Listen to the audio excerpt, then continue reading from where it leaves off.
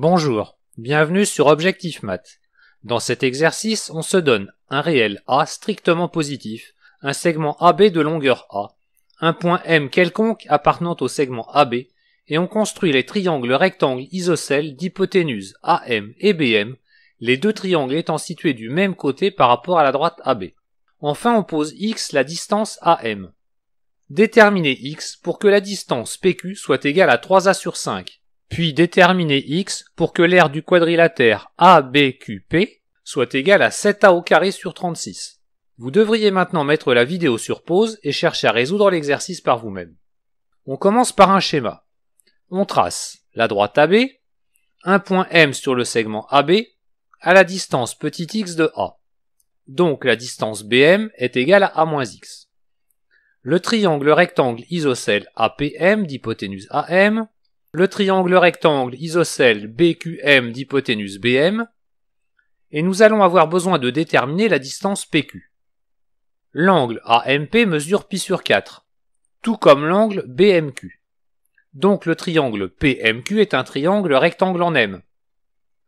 Comme la distance PM est égale à x sur racine carrée de 2, et que la distance QM est égale à A-x sur racine carrée de 2, la relation de Pythagore nous donne PQ au carré égale à x au carré moins AX plus A au carré sur 2. Nous allons aussi avoir à déterminer l'aire du quadrilatère ABQP, que l'on décompose avec l'aire du triangle AMP égale à x au carré sur 4, l'aire du triangle BMQ égale à A-x au carré sur 4, et l'aire du triangle MPQ égale à x facteur de A-x sur 4. Nous pouvons répondre à la première question. Nous avons vu que le carré de la distance PQ est égal à x au carré moins a fois x plus a au carré sur 2. Donc la distance PQ est égale à 3a sur 5 si et seulement si x au carré moins a fois x plus a au carré sur 2 est égal à 9a au carré sur 25, c'est-à-dire si et seulement si x au carré moins a fois x plus 7a au carré sur 50 égale à 0. On cherche quelques racines faciles, en vain. Avec la somme et le produit des racines, la somme vaut a, le produit vaut 7a au carré sur 50, je ne vois pas deux nombres répondant à ces conditions. Tant pis, on calcule le discriminant delta, égal à 11a au carré sur 25. On en déduit que les racines de l'équation x au carré moins a fois x plus 7a au carré sur 50 égale à 0 sont 1 demi plus racine carrée de 11 sur 10, facteur de a, et 1 demi moins racine carrée de 11 sur 10, facteur de a, qui sont donc les valeurs de x répondant à la question 1. Nous passons à la question 2.